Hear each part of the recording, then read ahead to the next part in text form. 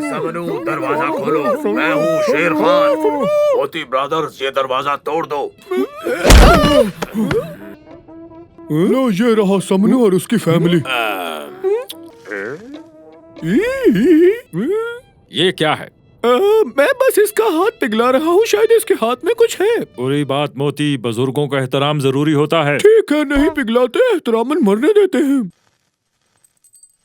मैंने इनके हाथ से पैसे निकाल लिए हैं, आओ हिसाब करें।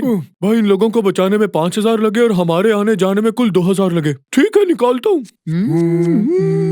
और बर्फ पिघलाने में जो तुमने मेहनत की 1,000 उसका, हाँ बनता है। और ये सारे काम हमने एहतरामन किए, उसके 3,000 अलग से।